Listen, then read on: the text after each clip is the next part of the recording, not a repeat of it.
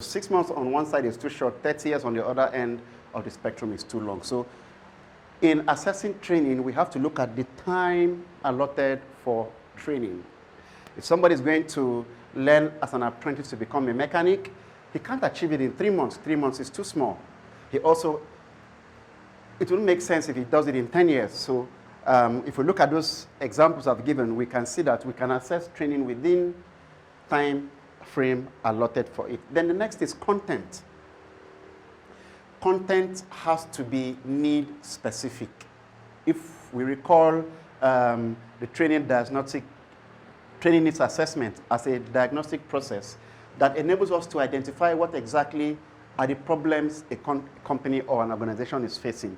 So once we're able to identify what the problem is, we now design custom or specific content. So when we're assessing training, how aligned is the content with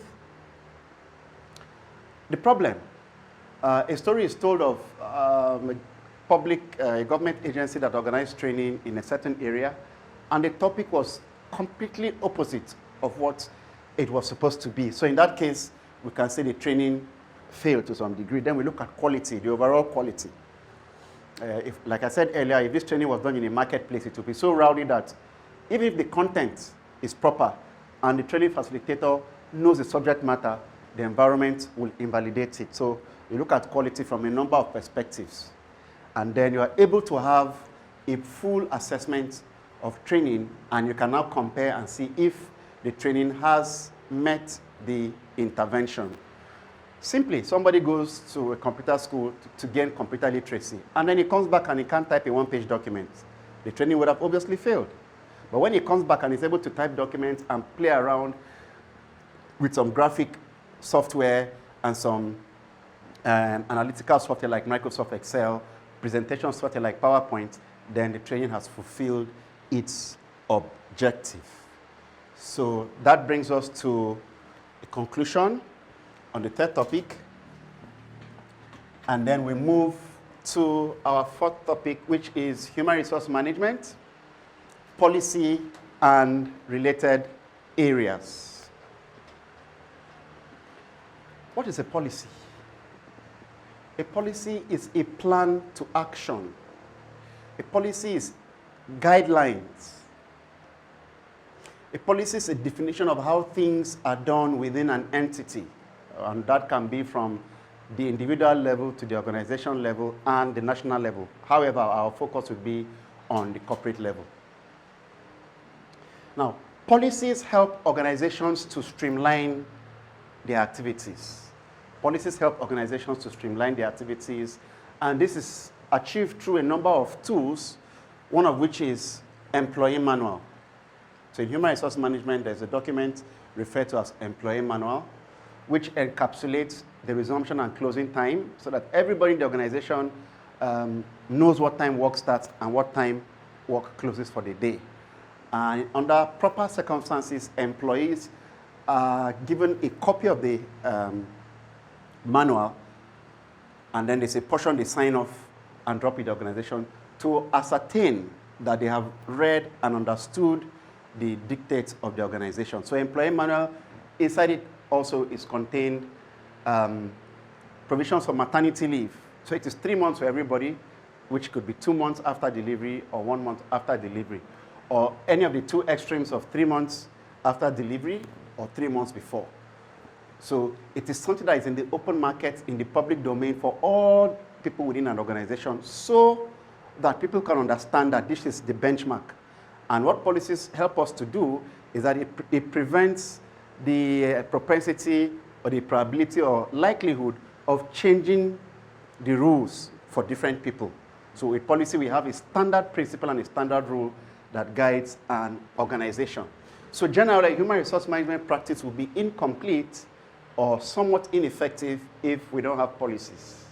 Because policies also inform when people should be promoted, so that there is a logic that guides promotion, that it becomes objective and not subjective. So these are some of the ways that policies play a key role in managing human resources. Remember, unlike other resources that can be managed in the sense of machines or equipment, When we are dealing with human resource, we are dealing with the emotional and logical aspect. But a machine has no emotion. If a vehicle was made from the manufacturer to last for 30 years, or a generator, as long as we service it on schedule, change the oil, and fuel it, it will always run, whether the temperature is hot or whether the temperature is cool. But when we are dealing with human beings, there are a number of variables that come into the equation. And so it becomes easier to manage them when we have policies. So it's easier for the organization, it's easier for employees. Employees know what to expect because everything is stipulated. Right, and policies are not cast in stone. They are not documents that are designed to remain permanent, like in the case of the Bible or the Quran. Policies are subject to frequent reviews. And these reviews depend on the level of dynamism in the industry or of the industry. So industries that are more stable, you can review your policies after 2 to 3 to 4, or in some cases 5 years. But industries that are more dynamic, you might have to review your policies more frequently, perhaps in response to things within the organization and circumstances outside of the organization. And generally speaking, at the national level, policies have a life cycle of 5 years. So every 5 years, a country can review its policy on education. It can review its policy on science and technology and all of that. Okay, so we move to another key area of management, and also in our case, human resource management, which is strategy. So we look at human resource management and strategy. And the essence of discussing all of this strategy, technology, gender, nonverbal communication, and personality types is for us to be able to lace them with human resource so as to manage human resource management properly. Recall at the beginning of this session, we looked at the concept of disciplinarity, where we talked of bringing subject area or knowledge areas from 2 or 3 subjects in solving a problem or properly analyzing or diagnosing a problem. So we are going to adopt that approach here. So we have HR, human resource management on one side, then on the other side we have policy. So we look at it together, human resource management and policy. On one side we have human resource, on the other side we have strategy. Then we look at how can strategy apply to managing human resource, and likewise. Now, what is strategy? Strategy is also among one of those fields that don't have a standard, universally accepted definition. But basically, we look at strategy as a device that helps organizations to distinguish themselves in their industry or in the marketplace. So, with strategy, 10 businesses can be involved in the same business on the same street, and all of them are profitable. Strategy enables people to do the same thing the same things that their rivals are doing, but differently. So you're doing the same thing, you're doing it differently. We have banks in many countries in the world, and many of these banks are successful. And one of the reasons is because they adopt a strategy that is unique to them. Then we also look at strategies as enabling us or enabling an organization to do different things from different organizations. So strategy is one of the things or devices that helps organizations to stay competitive amidst a highly complex business world. So to take our discussion on strategy further, let's look at strategy from the perspective of the cycle. So our cycle will start from formulation,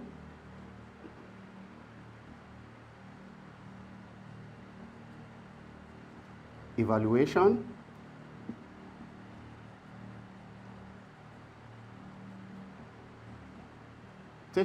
and then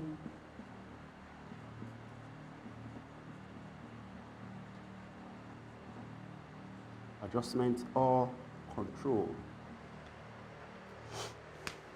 Now, in the strategy cycle, we look at this link.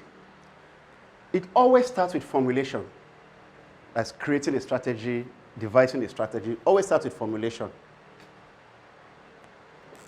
So first is formulation. Second, implementation. After formulating, the next thing is to go to the field and implement the strategy. Then, after implementation, it's essential to evaluate. Now, the reason for evaluation is because of the imperfect nature of all human life, there will always, always be a gap between what was formulated and the implementation phase.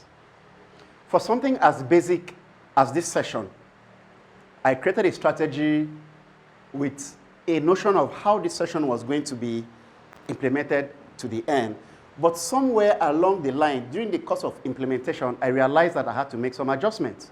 And so that adjustment arises from the evaluation of the initial thoughts of strategy. So formulation is what we think about strategy.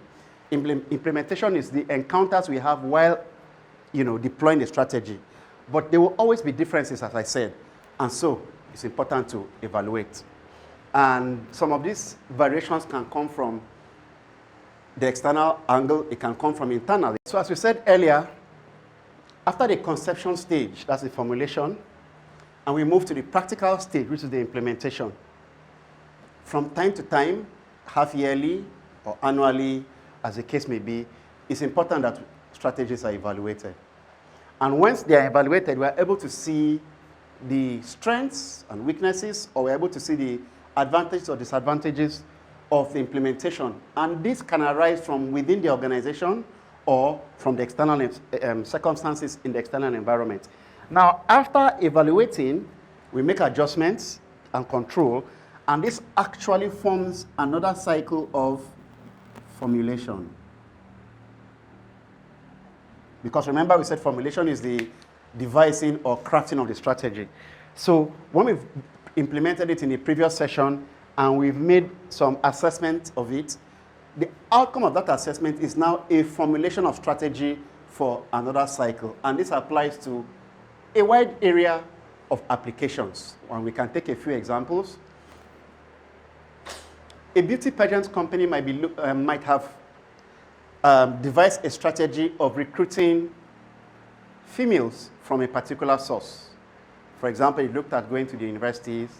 But after some time, maybe due to the number of applicants and things like that, the organization might now realize from previous implementation and evaluation that it might be more profitable and suitable to canvass in the NYSC camp. And there may be a number of reasons for this. Perhaps the beauty pageants at the school level might cause distractions and things like that. But at the NYSC level, the young ladies that are the targets would have gone through school and actually ready for the world of work. So that can be one example it applies. We said earlier that the football coach is a human resource manager. So let's take an example of a coach that went into a game with an intention of defending throughout the first half so as to conserve their energy for the second half. And this team now concedes 2 goals in the first 10 minutes. So already, what they had created is not going to work because they now have to convert to attacking if they want to draw the game or lose it. So it applies to a number of areas. So as always, the cycle starts with formulation, implementation, evaluation, and adjustment. Yes? So the strategy here we're talking about, is it like what will bring you out, even though you're doing the same thing with other people? You have to implement or bring out your own strategy that will make you profitable out there. See what? Because I'm kind of lost right now. So okay. First of all, the objective of strategy is to distinguish an organization or individual or a country. The objective of strategy is to distinguish. That is why we said strategy enables an organization to do the same thing all organizations are doing, but they do it differently. So when you go into First Bank, it's a bank. You go to Standard Chartered, it's a bank. But the banking experience you get in all of them is different. Why? Strategy. They are offering the same service and products. By the way, one of the products banks give us is the ATM card. And the cards always have the same shape, size, and weight, if we like. But the different banks offer this service under different conditions and circumstances because of strategy. So strategy, first and foremost, is to distinguish, to help a company distinguish the value it's providing. Strategy, first and foremost, helps organizations and individuals and countries to distinguish the value they are providing. Strategy also ensures an organization is not overrun by competition. Strategy also ensures that an organization is not overrun by competition. And what we mean by overrun is it helps an organization to stay in operation despite the complexities. And then by implication, strategy now, having made an organization different and keeping them in business, also helps them to remain and stay profitable. Right, so does that answer your question? Yes, thank you, sir. Yeah, so that's what strategy does. And because strategy is important, we are looking at it from these different aspects. So we looked at the cycle, the formulation, implementation, evaluation, and then we make adjustments. Okay. So the next attribute of strategy we are going to look at is strategy broad views or perspectives. And we'll look at 4, classical, evolutionary,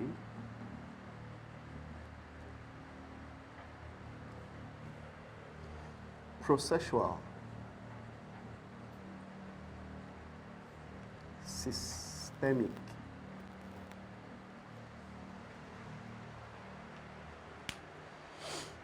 now, having looked at the cycle, the next thing we're going to discuss is broad perspectives. And as I said earlier, when we finish discussing this, we will now narrow them down to human resource management. We'll start with the classical. The classical view or the classical perspective to strategy considers that strategy should be developed with the long term, the long run in future. So a classical approach to strategy will involve having a 5-year strategic plan broken down to each of the 5 years, broken down to the quarters, each quarter in the year, broken down to the months, and if you like, weeks. So inside your 5-year strategic plan, if you want to find out the strategy for the second week in the first year, which is going to be in the first month, you'll find activities lined out for that period. That's what the classical strategists believe. So they believe in long-term futuristic planning. The classical view to strategy believes in long-term futuristic planning. So we discuss this 4, and then we begin to look at the advantages and disadvantages of each. So that's for classical, long-term detailed futuristic plan. Long-term detailed futuristic plan. Then the next major view or perspective is evolutionary, from the word evolve. Now, the supporters of this school of thought disagree with the classicals that we should spend money and time on long-term futuristic plans. To them, the simple reason or the logic or the justification for this is the fact that the future is largely unknown and all human life is imperfect. So because of those imperfections and because of not knowing what the future holds, evolutionists do not think or support the notion that we should invest in long-term, detailed, futuristic plans. Rather, and however, for the evolutionaries, we should have a rough strategy template. And then as the circumstances in the external environment begin to change, the organization changes from its knowledge resources it has within it, based on the rough template that has been designed. That's for the evolutionary. So to them, strategy, we should just have a rough template and evolve from within as circumstances require. The processuals. The processual school to strategy supports evolutionary by not agreeing to long-term detailed plan.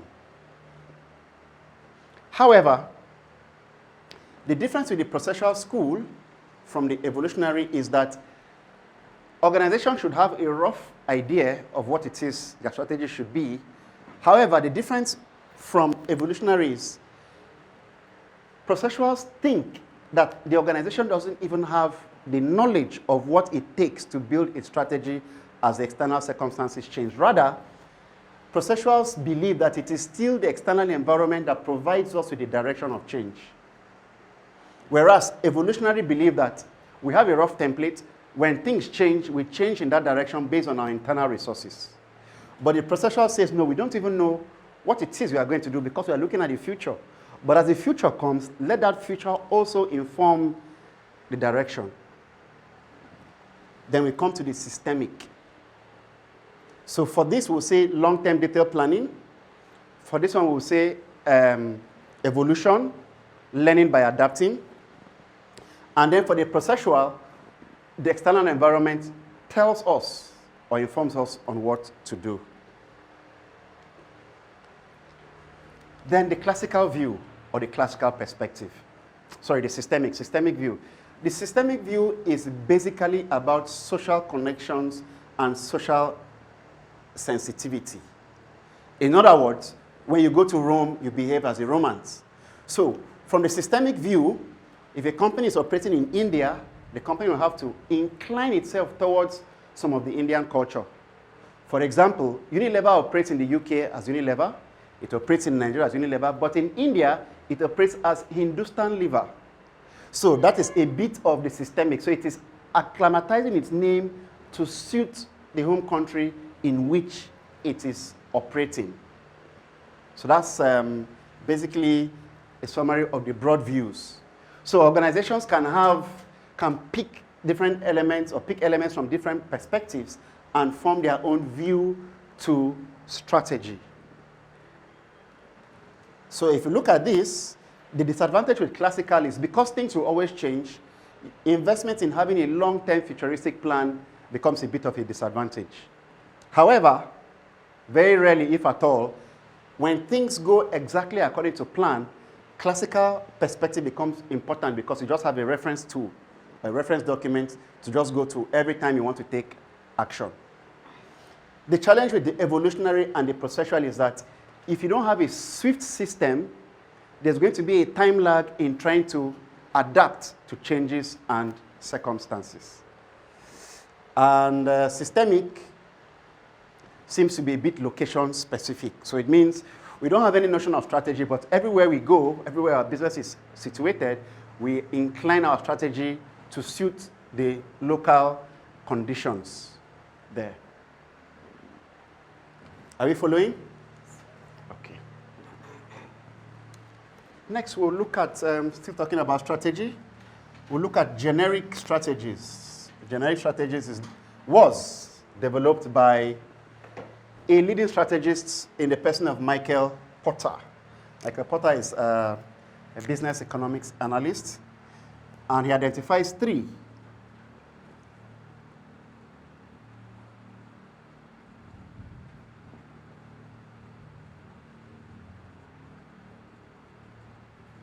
We have low-cost leadership. We have differentiation. And we have focus. Now, the fundamentals of low-cost leadership strategy is for a company to sell its products and services at the cheapest possible price. The objective of low-cost leadership is for an organization to sell its products and services at the cheapest possible price. Now, one of the advantages of a low-cost leadership strategy is that the organization is able to sell in volumes, in large quantity. But to be able to sell at a cheap price and make a profit, it means the organization production cost has to be low. So low-cost leadership strategy means paying low wages, low logistics, operations costs, and all of that. And we have a global example. Have we all heard of Walmart? Walmart stores in the US? Yes. Walmart is a low-cost leader. Walmart, apart from being the largest or one of the largest employers in the US, if the products you buy in Walmart for $1, you get it in other malls like Publix and the rest for $3. How does Walmart achieve that? Low costs, low salaries, and all of that, low logistic costs. And then Walmart infuses technology in its production logistics chain such that it's able to transport its products at a cheap price. And so it can sell cheap. And then it has a larger customer base. And to maintain a larger customer base, it has a large workforce. So it uses the low-cost leadership strategy. And we'll give one example or two, or we'll take one or two questions. Then we have the differentiation. Differentiation strategy, as the name implies, focuses on producing unique or differentiated products. And that means its volume of production is reduced, and its market size is smaller. However, its customers pay for its products at a premium. Let's take the automobile sector, for example. We can look at low-end Toyota cars as low-cost leadership. They can be afforded by anybody that can buy a car. Now let's take differentiation to involve Rolls-Royce. Rolls-Royce doesn't need to make 20 cars in a year to make a profit. Toyota needs to sell its low-range cars in thousands to make a profit. They need to sell a number of copies. So that is the low-cost leadership. While Rolls-Royce needs to send 10 cars in a year. And most of the parts of those cars are handmade by specialists. And then it also enables for customization. So the same car that two people buy, one can have red seats, the other can have white seats, which means that the production cost is higher. But again, the product is differentiated. So that's the differentiation strategy. So the pens we're using to write in this class are low cost. While things like ball pens and the gold pens, differentiation. They're not targeted for everyday use, targeted for high-end use, made with higher precision, and it costs more.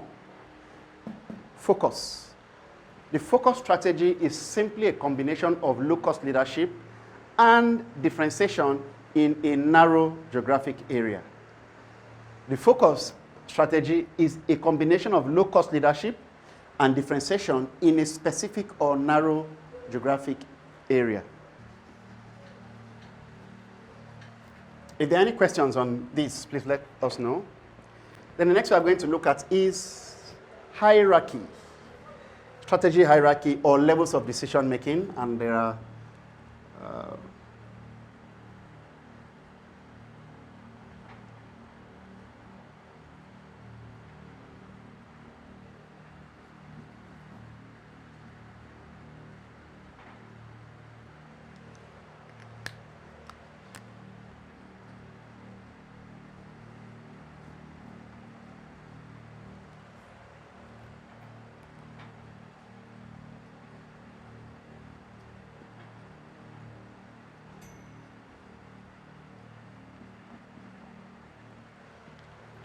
okay, so there are 4 levels of decision making, with corporate level being the highest level of decision making.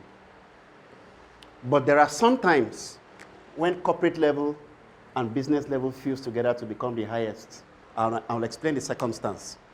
Now, for an organization that is a diversified company,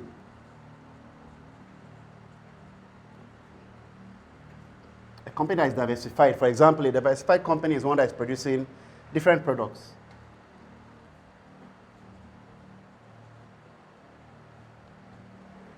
So we have a picture of a diversified company here producing engine oil, cooking oil, fertilizers, biscuits, cement. What do we observe here? What do you observe? One, we observe that the raw materials used for almost all of these products are different. 2, we observe that the machines used are different. 3,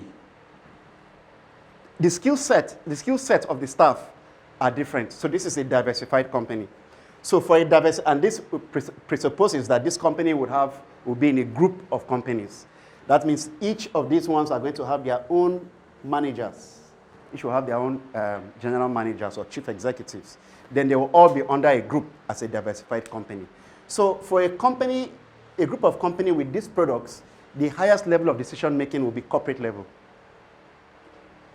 All of these are businesses. So highest level of decision making for engine oil production will be business level. Highest level of decision making for fertilizers and cooking oil, business level. The same thing. But the decision that cascades and covers all of them, if we might put it in a pyramid. So you see, it is smaller at the top and expands as it goes down. So this is corporate level. Everything that happens here is under corporate level. This is now business level. This is wider than this. This is functional or departmental.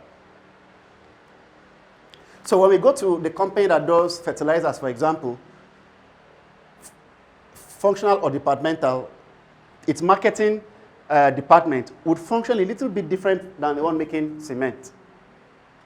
Because the target market here is actually those who own farms. even though everybody eats food. The target market of cooking oil will now be everybody. The target market of engine oil is car owners or drivers. The target market of cement, even though we all live in houses built by cement, is actually those who are building.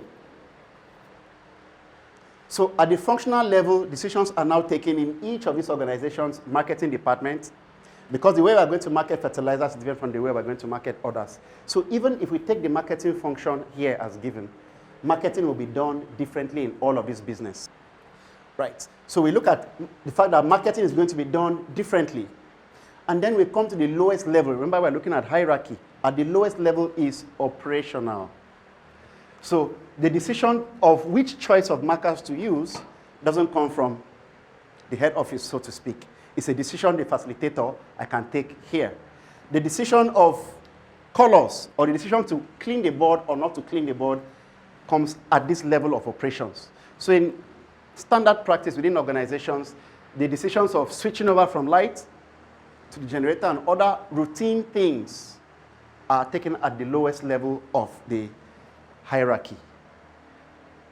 And the essence of this is to prevent unusual or unnecessary intersection. So if we want to give another example of this, we can look at MTN. Now, MTN operates in a number of countries in Africa with their head office in South Africa.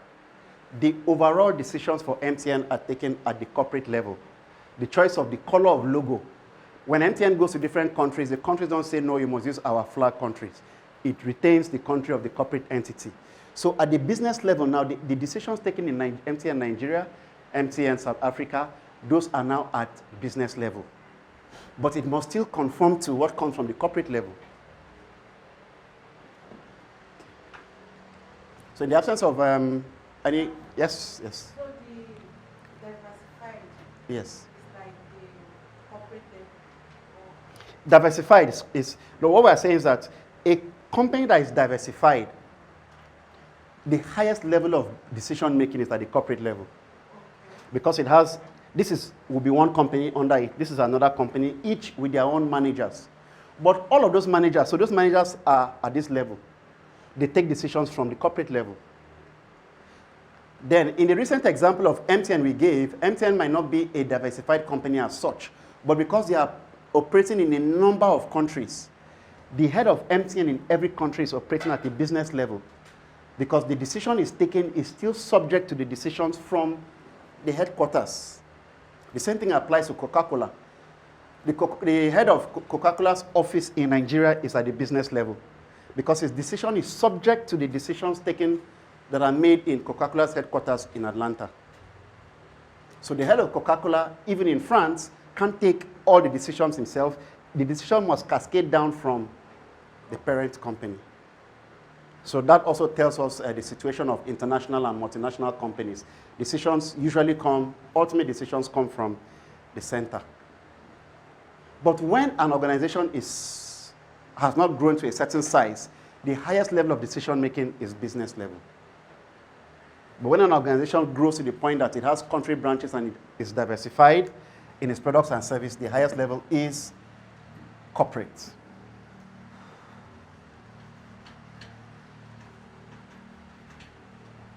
Okay, next we are going to move to the last sub-discussion on strategy, which is SWOT analysis.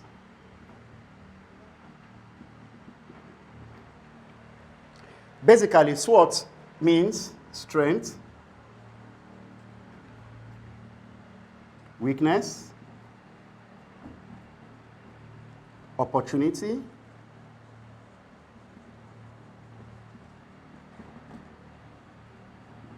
threats. Sir, in generic strategy, you made mention of low-cost leadership. Yes. And then in that low-cost leadership, you made mention of this company, Walmart, how they employ staffs, they pay them low, then so as to be able to sell their products at low cost as well. So my question is, in human resource management, first of all, you have to put the employees' interests. Yes, you have to put the employees' interests first, at least. So how will someone collect peanuts for salary and then you still serve sir. Now, when we say your salaries are competitive or your wages, an organization's wage is competitive, comparatively low, it does not mean it's peanuts. Take, for example, there's another big mall in the US called Publix. And Publix is paying its staff $200 for a period. Walmart, offering similar products, is paying $160. Is that peanuts? So it is lower, not that it is peanuts. It's lower, and the volume of their production is large. So they cut down on their salary bill, they cut down on their logistics costs, they cut down on storage, they cut down on a number of variables so that when you walk into the mall to buy the product, it's cheap. But for Publix, like the example we gave of that other automobile producing vehicle, here they're not looking at the entire market. But in low-cost leadership strategy, the focus is on as many people as the market can accommodate. But in the case of differentiation, we just want to sell iPhone differentiation. You can only use iPhone with certain other technologies. But most other phones, you can use them, they're compatible with others. So most of these phones are low cost. iPhones cost so much more, and it's not for everybody because it costs much more to produce it. Yes? So what if I want to sell beauty products? Yes. And I want to implement the low-cost leadership. Low-cost leadership strategy, yes. Low-cost leadership strategy. How do I cut down on my own, like my own expenses? I don't need much workforce, but I still want it to be, at least, let's say we are in Nigeria now, they are selling a particular product for 2,500, but I want to bring mine to 1,500. How am I going to make profit from such business? Now, first and foremost, remember we talked of decision making in the short term, or policies in the short term, medium term, and long term. If you want to sell quality products at 1,500, as against the average industry average of 2,005, one of the things you're going to have to do is to engage technology in production. Now, engaging technology in production means you're going to have to invest in equipment or productive equipment. So you're going to buy one machine that could have done the work of 10 people. But you're not going to recoup the return on the investment of that machine immediately. It means you intend to be in that business for a long period of time. So the benefits begin to compound over time. But note that it can only compound if your products are quality. So you cut down on your human resource bill. That doesn't mean you underpay them. It just means you cut it. Or you ensure that whatever you're paying their employees, they are working commensurate to what they are earning. Then you cut down on your logistics and storage so as to be able to sell at a lower price that is still profitable. But note that usually the low-cost leadership strategy implies or presupposes that you're serving a wide share of the market. That's easily the only way you can make a profit. That's large numbers of people coming to patronize. Yes, your product is for the large market. Like the example we gave with Toyota, the low-end Toyota cars are available to anybody that can, affordable to anybody that can buy a car. But when you come to the differentiation, where we use the Rolls-Royce, those cars are actually not made for everybody. First of all, everybody can't afford it. But to produce those cars, you need superior technology and skilled and experienced workforce. So that's how that works. So it's actually possible for companies to be low-cost leaders. Right? Yes, thank you, sir. You're welcome. Any other? Otherwise, we go to, okay, so we have our discussion of SWOT analysis. And we said SWOT, the acronym SWOT means strength, weakness, opportunity, and threat. Strength, weakness, opportunity, and threat. Every individual, every organization, every country has its profile of strengths, it has its profile of weakness, and then it's exposed to opportunities and threats. Now, the strengths and weakness are internal. They are factors that can be easily controlled. Strengths and weakness are internal. Opportunities and threats are external. we are really not in control of when opportunities come and when threats come. So the grand objective of SWOT is, first of all, identify your strengths for an organization, to identify its strengths and its weaknesses. And after doing that, to capitalize on the strengths, to diminish the effect of the weakness, so as to take advantage of opportunities when they emerge. So having identified our strengths and weakness, we downplay on our weakness by improving on the strengths, and then take advantage of opportunities when they come. That's basically the objectives of SWOT. So 2 are internal, 2 are external, 2 are positive, 2 are negative. So this is perhaps where the crux of SWOT is. And one is internal, one is external. So use your strengths, take advantage of opportunities. The moment you do this, your weaknesses are diminished, and the effect of threats, which are external, is also diminished. As we said, this can apply to a number of circumstances. And after discussing all of them, we'll try and taper them or bring them down to human resource management.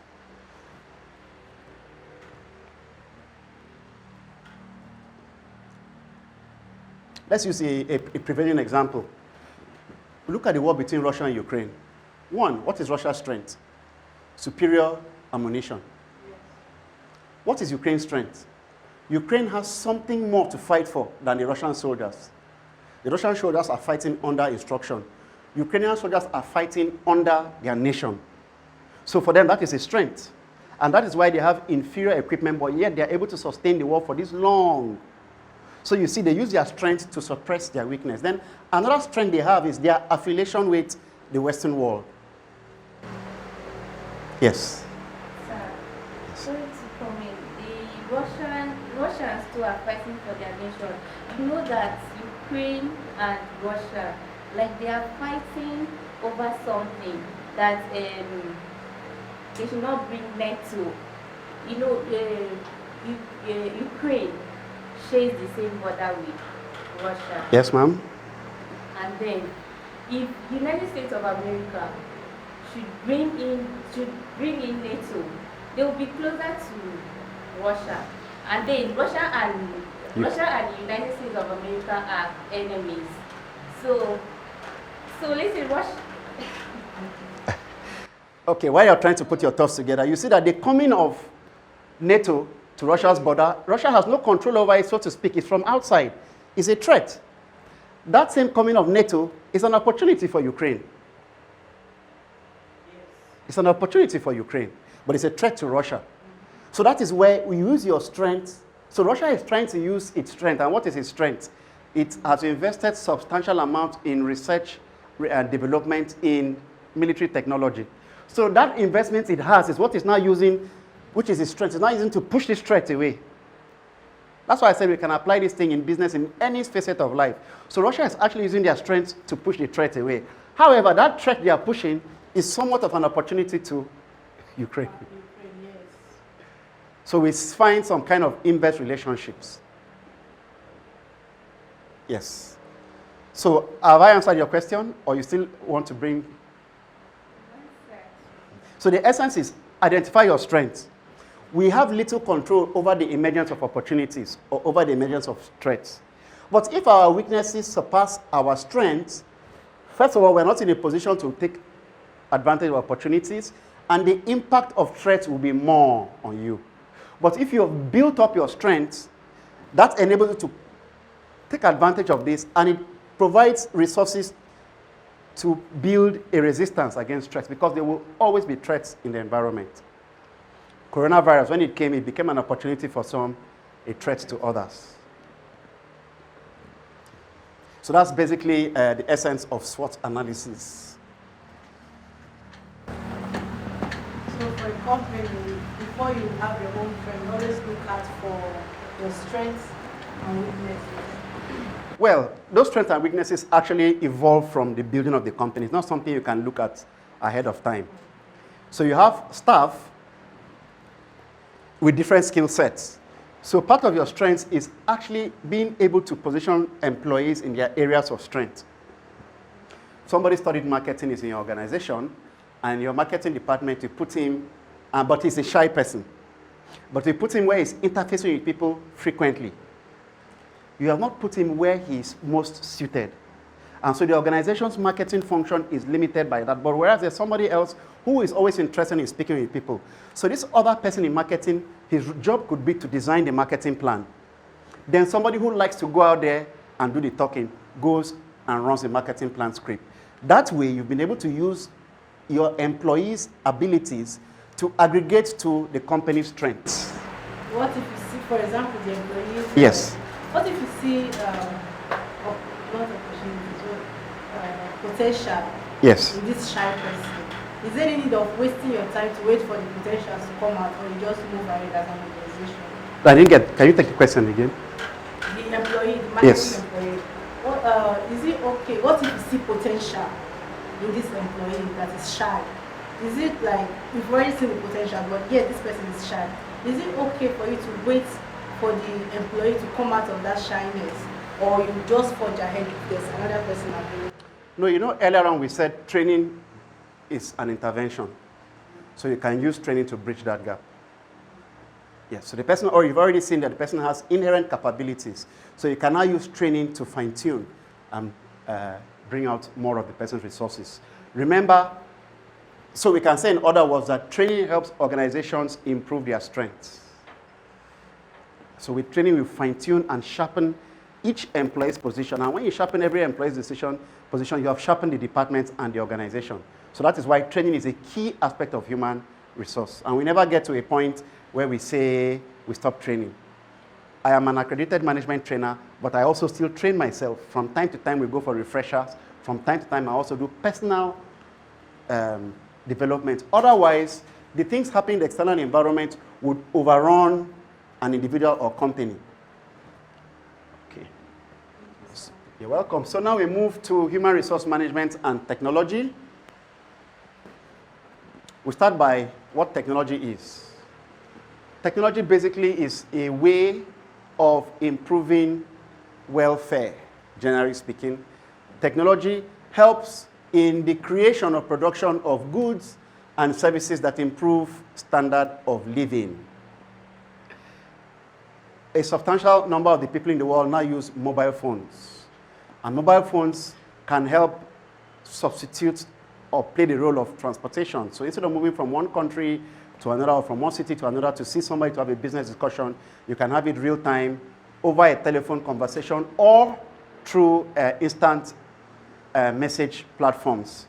Some years ago, going by the old postal service or system, it would take you 6 months to have a full communication cycle with somebody if you're sending a message from Africa to North America, assuming the person responds that same day and sends it back to you. It will take 3 months going, 3 months coming. But now that can be done in 5 seconds. Why? Technology. So technology produces products that helps us improve life and living. Now there are 2 basic types of technology. Process technology and product technology.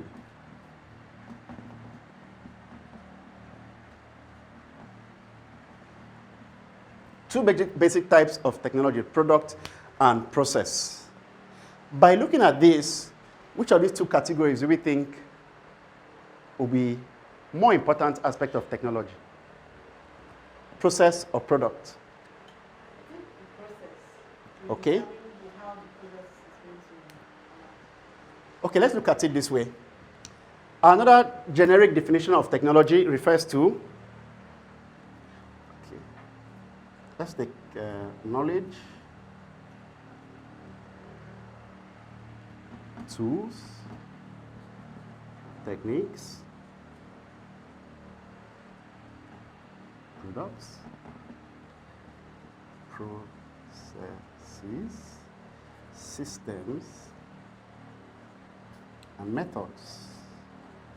So one definition of technology is knowledge, tools, techniques, products, processes, systems, and methods used to create better living.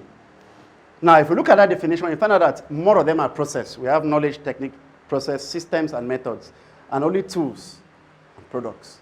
So we see that technology is essentially more of processes. This is a product.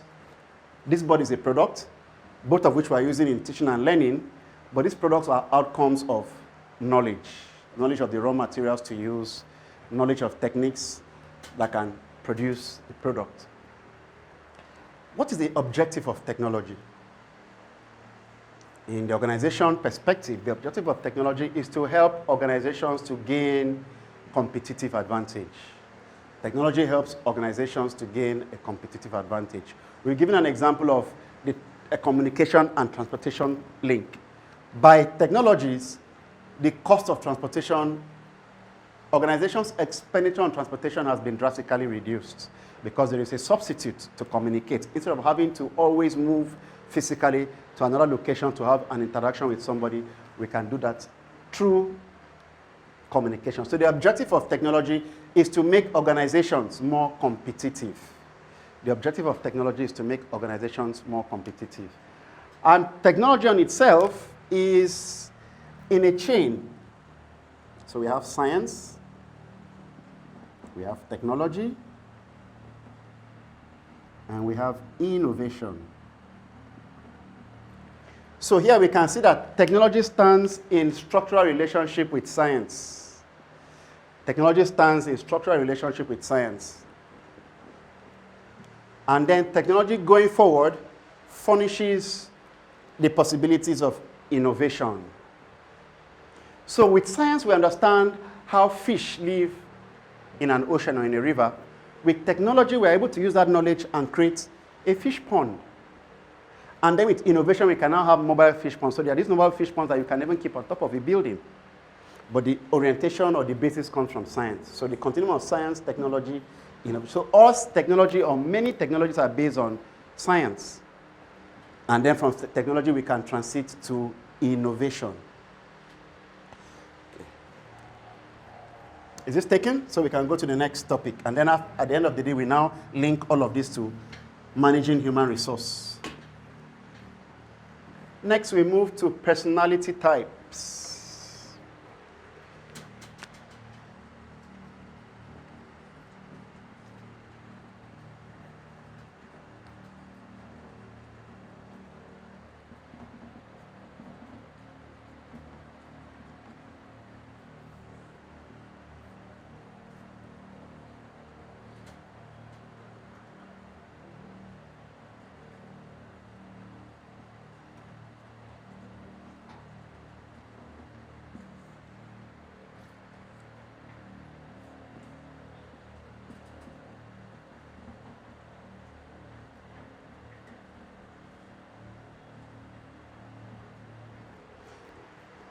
Now, our personality types start to be formed perhaps as early as when people are in the womb. But by the time people get to 25, age 25, roughly speaking, the personality type is almost completely framed. And so there are many classifications, starting from the 2 to 4. There is 8, 16, and 32, but we'll stop at 4 classification. Please note that everybody is a combination of these 4.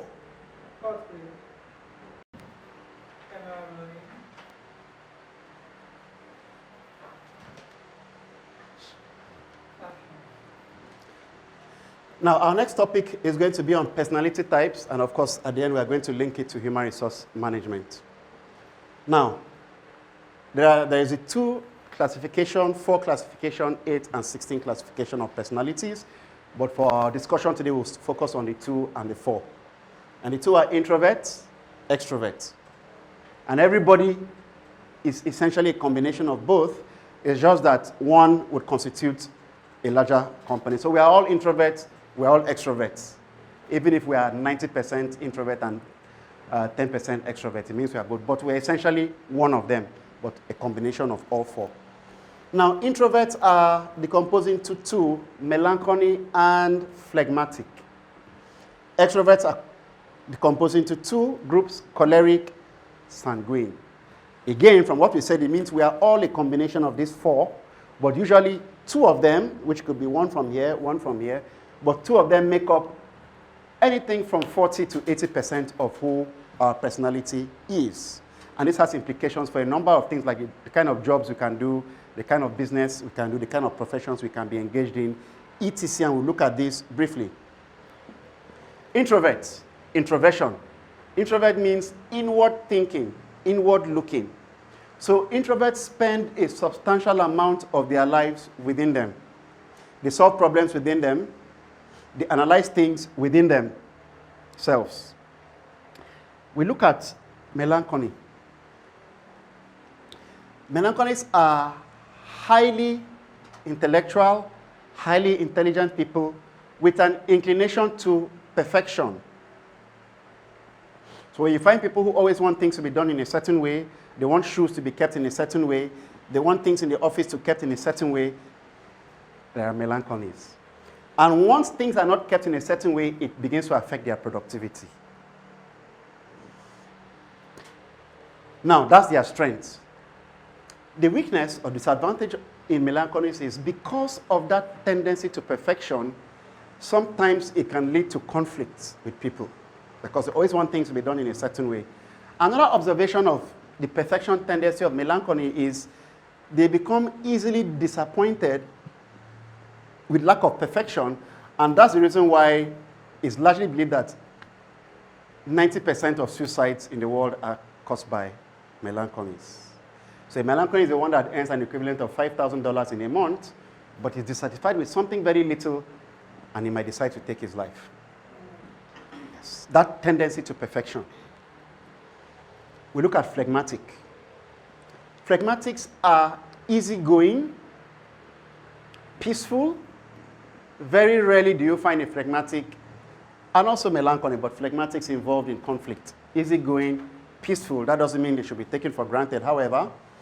But the downside of phlegmatic is sometimes there is this disposition of not being sure of what they are doing. So if phlegmatic is doing the right thing, he's not sure. He's doing the wrong thing, he's not sure. It comes from within. So as human resource managers, if we understand this, we'll be in a better position to manage people. So that's on the introvert side. We'll give practical examples so we can see how these work in the real world. Then we come to extroverts. Extraversion. Extroverts live outside of their head. Extroverts do more talking. Extroverts are more vocal. Introverts might be talking more, but more of the talk goes in within their minds and head. But extroverts do a lot of talking. As they say, an extrovert will enter your house with his voice first. He's at the gate, but he has called your name, so you know he's coming. So he enters the building with his voice first. But an introvert is too conscious of his environment and probably doesn't want people around to even know he's around. So he just comes and knocks on the door gently. But an extrovert comes and bangs on the door to announce their arrival. So on the extrovert side, we have choleric, we have sanguine. Cholerics are natural-born authoritative leaders. Cholerics are natural-born authoritative leaders. Cholerics speak with the word I, even when it is a group of people doing something. I have done this.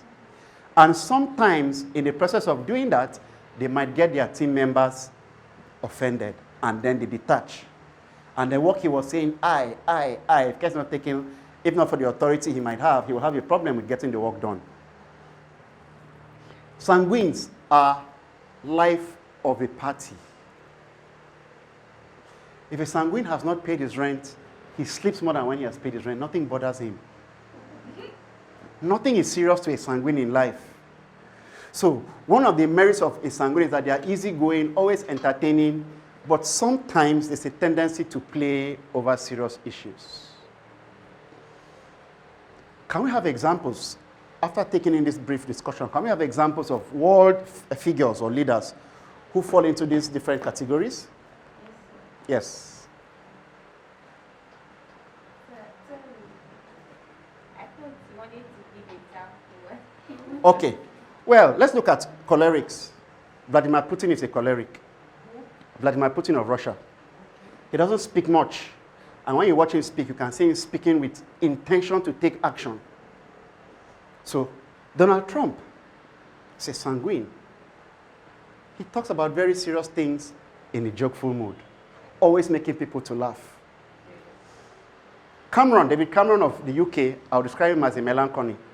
Always, never really smiling, serious-minded, and always looking overtly interested. It's hard to get a wall example of a phlegmatic, but we get the logic behind it. They are slow to action, easygoing, not really interested in things of themselves over others. So later on, we'll see how we can, all of these areas apply to human resource management. But let me just give an example at this point. Let's look at the automobile industry. It's a melancholy that sits down and conceives a car with special features. Somewhere in the late 90s, the Toyota 4x4s that came in from Japan that were used in Africa, because of the roads, nature of the roads in Africa, when these cars have an accident, the windscreen cracks and leaves the drivers and passengers with deep injuries. Now, I want us to see the role of a melancholy. So melancholists came up and said, no, what can we do to reduce the impact of accidents when they occur in Africa using our cars? So you now came up with windscreens that on impact, instead of breaking into big pieces, will shred into small pieces. So melancholists have that creative ability to begin to think of solutions. Now, that simple thing we've said, after the melancholy conceives it, it might take him a 50-page document to design it. Usually it's the choleric that takes it to the factory floor and converts that thing into a product. And the choleric is not given to too much of explanation. So that 50-page document, he will ask this man to summarize it into 4 or 5 pages straight to the point. Now, cholerics are physical, strong, energetic, and focus on converting ideas into tangible products. Then, the sanguine is the marketer. So the sanguine goes to market the vehicle, and because of their inclination and ability to talk, the sanguine goes to market the vehicle and even tells you there's a button to press and the vehicle will fly.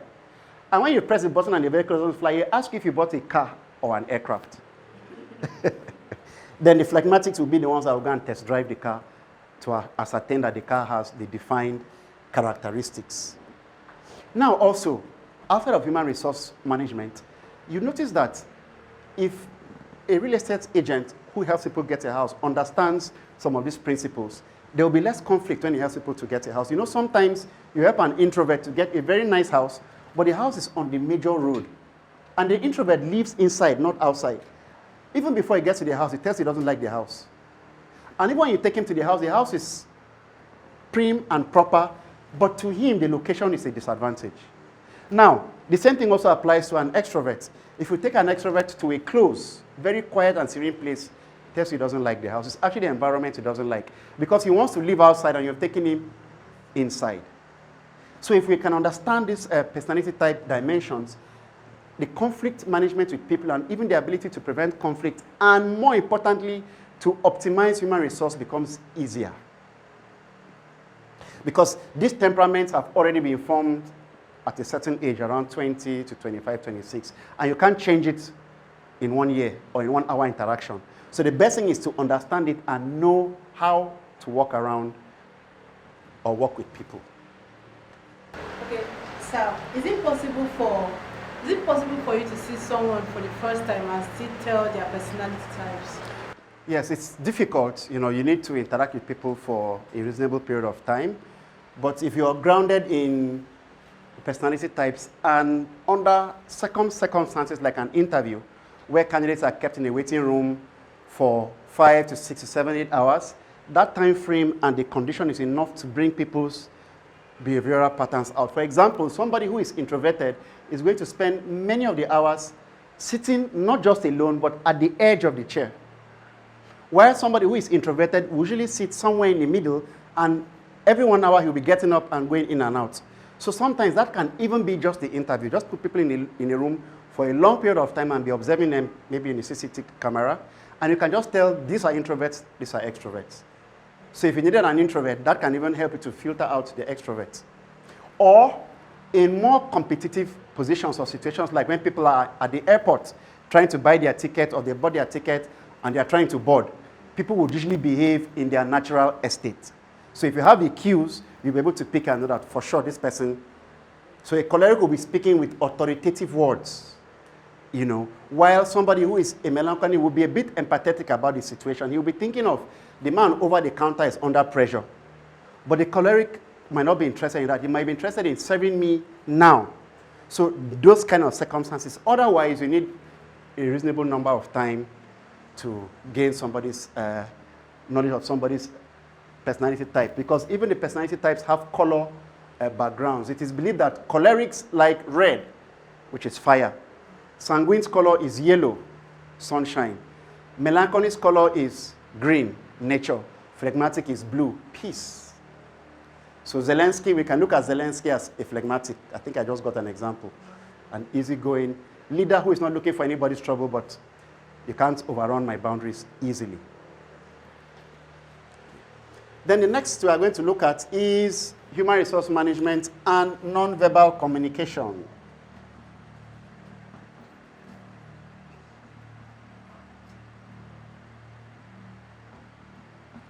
Now, the logic is more communication takes place non-verbally than it takes place verbally.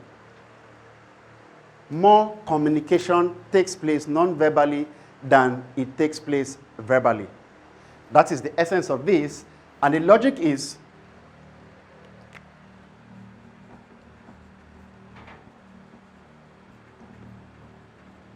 once the non-verbal channel is different from the verbal channel, in other words, what somebody is communicating non-verbally differs from what is communicating verbally, then you go with the non-verbal channel. Because it is easier to lie with the verbal channel.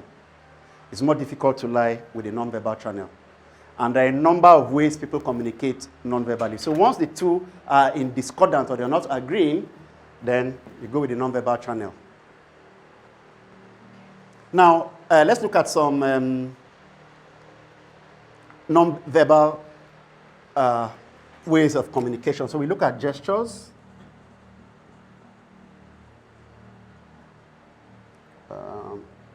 We look at posture. We look at position. Now, when it comes to gestures, people communicate non-verbally. For example, if that is what is called mirror image. If two people are in a cordial conversation and you're looking at them from a distance, you will observe that the positions they take will be mirroring each other. So one person stands and has crossed his left leg like this. The other person also takes that posture. And both of them might not be aware.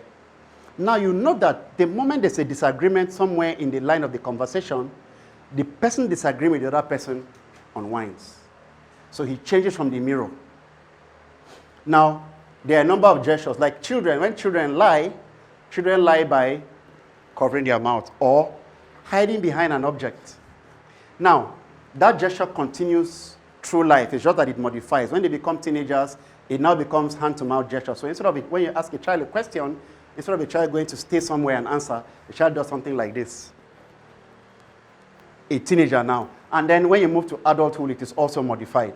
So the essence of nonverbal communication is to pick those cues that are either confirming or otherwise what the person is saying verbally. And that's the reason why when you go for a visa interview, the consular is actually focusing on you and your body cues and trying to relate it with what you are saying. And there are a few parts of the body that can really lie, one of which is the iris, the colored part of the eye. Another part is the palm. Another part is the leg. So for example, I'm in a conversation with him, and he's talking, and then inside the conversation, I'm doing this. My leg is pointing towards the door. I've not said anything, but I'm communicating. So if you can pick the cues, what you can easily say is, sir, can we reschedule this meeting for tomorrow? Thank you very much, we'll see you tomorrow. He has made it easy for me, especially in societies where people don't know how to say no, and it is not interpreted wrongly. Then, the palms. It's widely believed that when people are speaking and they are saying the truth, they usually speak with open arms or open palms. When people are concealing information unconsciously, the palms are closed. I remember some years ago, I went to look for a job somewhere. The lady said, there are no jobs. It was so picture perfect. There are no jobs. Both hands are the same time. Yeah, so nonverbal communication is very important in human resource management. And then there are other, so that's gestures. There are other gestures like arm barrier. Of course, if somebody is cold, somebody is going to fold his arms. So we have to look at this within the context of gestures in context. You know, one word means less than a phrase. A phrase means less than a paragraph. If somebody just says one word, what you understand will be less than if the person makes a full statement. So also with gestures. Gestures have to be one gesture to the other to add everything up. So you're in a conversation with somebody and then, especially like an interrogative or that kind of conversation, and then somewhere in between the conversation, the person does this. The person might be restraining some information. Please, ma, just maintain that posture. A while ago, she did this. This gesture is critical gesture. She's internalizing what she knows before and comparing it to the things I'm saying to see if there is an alignment. Is that the case? So, gestures, we need to put gestures in context. I traveled to East Africa some years ago, and I was having a discussion with two ladies. I had known one before the other. And my attention seemed to be more towards the lady I met that day. And the lady I had known the previous day, she didn't say anything, but non-verbally, she crossed her hands and crossed her legs. And immediately I picked the cue, I turned to her and I gave her a compliment. In 10 seconds, her two legs were down and her hands were down. She had also communicated without speaking. So the non-verbal channel is very important in our everyday lives, and particularly so in human resource. Then we look at posture. You know, in some cultures, you can tell somebody who is, let me not use the word older because we can tell age by seeing somebody in a superior position by the posture that some other person takes. So if two people are greeting and one person takes a posture, you are able to tell, and things like that. If you go into, like, especially the military, you go into a military, they are mess. There are some chairs you will see, except you're not thinking properly, you won't go and sit on that chair. First of all, the position of the chair, the flag and things beside the chair, and the shape of the chair is different from the rest. Nobody has said anything, but that's a non-verbal cue. So if we pay attention in our environment, we'll notice a number of these that can help us. And last but not the least, on this discussion, we'll look at human resource and gender. Yes.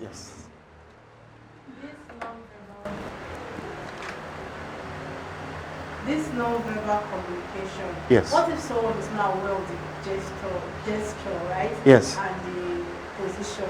You're just used to doing those things. So can you actually say yes, this is what this person is doing, without you knowing the main reason for that person behaving that way? Let's say the one you said, you're moving your leg this way. What if I just like shaking my leg every time I'm talking? That means the leg must have been shaken before the beginning of the conversation. So this one now, we're in the conversation. Now, he has plenty things to market to me. I'm in a hurry to go to somewhere. So this now takes us to human resource and gender. Let me lay a good foundation for this. Please note that men and women are different, none is better. Men and women are different, none is better. And part of the challenges that genders have between each other is that a man is always expecting a female to behave like him, and a female is always expecting a male to behave like her. But the thing is, a woman's best friend is a woman. A man's best friend is a man. And the basic logic behind this is because the different genders are wired in certain ways. Women are emotional. Men are logical. So, a male will have difficulty if he's expecting that logic ability in the opposite gender. Likewise, a female will have difficulty interacting with a male if she's expecting him to be as emotional as he is. So the basis of difference between gender is based on, it originates from hormones. Men have fewer hormones to deal with. Basically testosterone, which is the reason why men have louder voices and they have hair and all of that. And then adrenaline, and at a certain age, androgen gene. But women have a wider range of genes to deal with. There's estrogen, prolactin, progesterone, and all of these hormones rarely in equilibrium. And that leads to a wider range of fluctuating behavior in females. So, but if we understand that these things have a hormonal root, it becomes very easy for us to relate with each other. And as a result of this, we find out that it is easier for a man to do one task over a protracted period of time So if you have work that requires 15 hours that should be done in a day, it is more of a man's work than a woman's work, because men have testosterone that give them energy and focus. On the other hand, if you have 3 different tasks that should be done within a short time frame, you give it to a female. Why? Female are able to work with both sides of the brain at the same time. That's why a woman can be on the telephone, she's slicing spices in the kitchen, and then she has an angle, she's watching television, and her eyes on a little child, and these 4 activities are coordinated simultaneously. But she burns out over a short period of time. So women should do many activities, short time frame. Men do one activity over a long time frame. So when you keep switching a man on and off activity, please get this done, you stop the man, no, stop that, get this done. Switching in and out becomes a problem for the male gender. And basically, so as we said before, male and females are different. None is better. The essence is to identify what areas a man can function better in, what areas a female can function better in, and then lace it. And it's a simple reason why if you go to mathematics or engineering department in our universities, you'll find a ratio of 95% male, 5% female. On the other extreme, if you go to fields like theater arts, etc., it reverses the case. You find more females, less males. You go to things like mass communication, etc., there are more females and less males. So since we've been able to see the strengths and the orientation of each gender, what is the role of the human resource manager? Is to maximize. So now let's look at all of this very briefly and how they relate to human resource management, and then we call it a day for the day. So as we said earlier, policy. In human resource management, we can use an employee manual to minimize conflict in the organization. People know what is expected of them. People know their boundaries. People know what to do to be promoted. Employees know what to do to get a query. They know what to do that will terminate their job without anybody witch hunting them. Why? It's a policy that is in the open market for all employees in an organization. So that's how we can use policy in human resource. Now we come to strategy. We've talked about the cycle, perspective, and all of that. Let's look at recruitment. Let's say an organization's recruitment strategy is to ask its employees to recommend people that they know. Now, the company tries that before. That takes us back to the cycle. You try that before, and you now find out that for our experience, asking our colleagues to refer people has not really given us the best. In the next recruitment cycle, the organization will have to go to the open market to get candidates.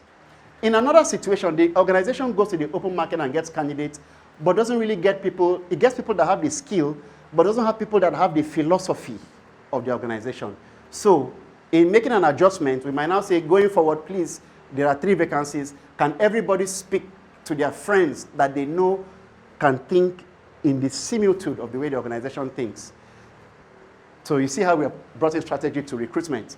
So we think of all the other areas in human resource management, whether it is performance appraisal and the rest. We can pick attributes of strategy and apply them. We also recall what we talked about SWOT. Every organization has its strengths. It has its weaknesses. So you use your strength, suppress the weakness, so as to take advantage of opportunities. Then we move to technology. How can technology help in human resource practice? One, we look at database technology. So for a very large organization, having a database can help manage their human resource operations easily. Let's even look at recruitment again. An organization advertises, and there's no technology, and people have to bring in their CVs physically. And there are 2,000 CVs that came in. Now, in the process of filtering, there's going to be error, or there's an easy likelihood of some sharp practices. But if we have a database, those 2,000 CVs will be inside one computer. So imagine the amount of space it has saved. And then you can easily define the criteria. We are going to recruit all people between 24 years and 27 years. So from the computer program, you just click, and then it goes through the entire 2,000 and brings out 80 CVs. So it is this 80 CVs you will now communicate with. So you see how technology can help in human resource. Then we look at personality types. We've identified that or established that somebody studied marketing might not necessarily mean they're a good marketer, because marketing involves high people contact. So somebody may have studied that, but that is not who his person is. Earlier on, we looked at job description and specification. So the description can be what you studied, but the specification can be who the person is. A story is told of a friend of mine who actually studied medicine, is my peer, but he told me one day that medicine is boring. He wished he could be in the nightclub spinning music for people. So the music is what he studied, but he's actually not really a doctor at heart. So we can apply personality types in recruiting people. So not only are we looking for a doctor, but we want a doctor who is empathetic, exceptionally empathetic towards people. Right. Are we together? Okay. Any questions so far before we proceed? Then we come to nonverbal communication. With nonverbal communication, it can help us to improve conflict resolution. Because two people are speaking to you, but by the time you're able to pick, and both of them might be lying or one might be lying, but by the time you're able to pick the nonverbal cues, which can rarely lie, because with nonverbal communication, our body is emitting microsignals. That's why for people who really don't tell lies, anytime they tell a lie, it's easier to tell because their body is emitting microsignals. But for people in certain professions like politicians and marketers, pardon my example, somebody can lie to a point where his subconscious even believes his lies. So the ability to decipher a lie would be less potent. But generally with the nonverbal cues, we're in a better position to ascertain what people are communicating that they are not speaking. And then the gender. Let's think of an engineering project, a civil engineering project that is going to take place on top of a very high mountain. So we have a team of engineers, all males. They've done all their engineering drawings, they've taken all their materials they are going to use to work. And it's when they get there, they'll realize that there was no water and no refreshment. But if you have a female engineer in the team, the female gene in her kicks in. 2 days to the day, she's organized everything that's going to be eaten up while at work in the mountain. So you see, the essence of the gender thing is, first of all, understand our gender strengths and weaknesses, and maybe to know what proportion of males to have, what proportion of females, and then we can be more successful in managing human resource. Remember, the objective is, because human resources linked to all other organizational facets, the logic is if we fail to manage human resource properly, it means we are going to fail to manage most of the other resources. If we manage our human resource properly, we will manage all our other resources. And that takes us to the major reason why some countries are developed and others are not developed. The developed countries have put an emphasis on people management. It's only when you have the capacity that you can explore the oil, which is a natural resource, or any other natural resource in your domain. So that brings us to the end of our discussion on human resource management. So at the start of today, we looked at an introduction, the history of human resource management, how it evolved, how it was mainly men that were in the world of work, but with changes in technology. So you see the external environment acting on organizations. Gradually, women came into the world of work, and so we started having women teachers, the woman secretary, women in the factories, and all of that. And then the name metamorphosed from personnel management to human resource management. Because at a certain time, people now realize that human resource is a distinct resource that has to be managed differently. Our engines and machines and equipment have no emotions. If you supply this fan with light, it's going to run like this till next week. But a human being can't run continuously. So we need to make provisions for up periods and down periods, emotions, for trainings, for capacity improvement, and all of that. Then our second discussion was the main functions of a human resource manager. And we looked at that from the perspective of an individual, human resource manager as an individual, human resource management as a department inside the large organization, or bringing a human resource consultant from outside to solve an organization's problem. And so we said their main function is recruitment. They help organizations get the right staff. Not only get the right staff, but the right number and the right combination of employees.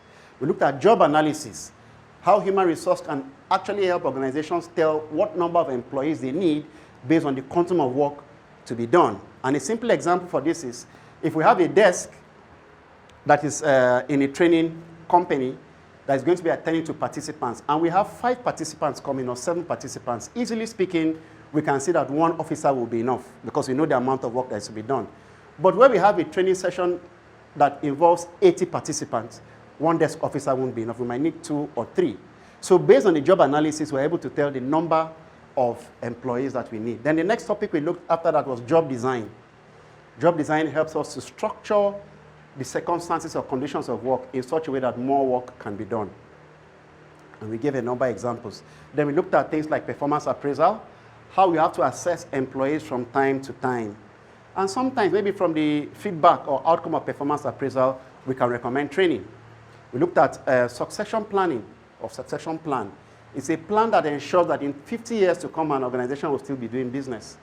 We stated earlier that Nokia started out as a furniture company over 100 years ago. But Nokia is still in business today, but in another industry, succession plan. Then the third discussion for the day we had was human resource and training.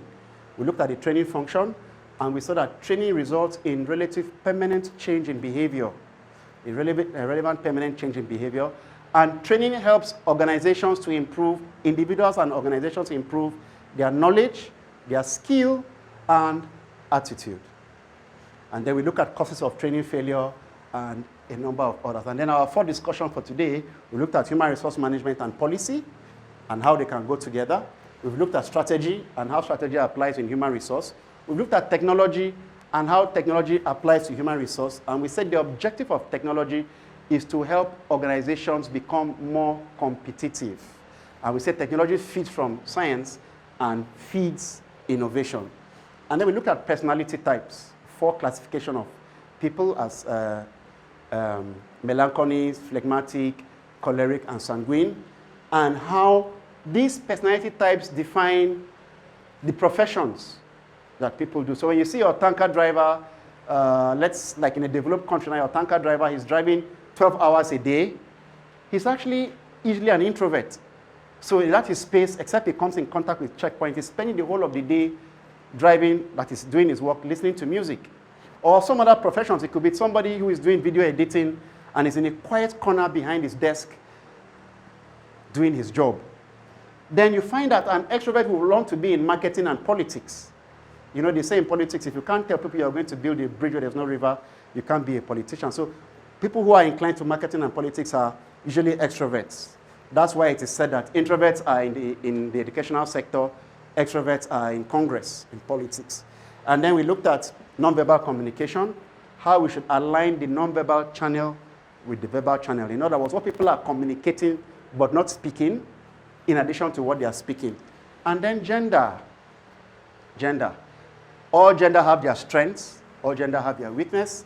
So the essence of this is to identify the strengths and weakness of each and bring them together to work in better teams. So that brings us to the end of our discussion on human resource management. Thank you for your time and attention.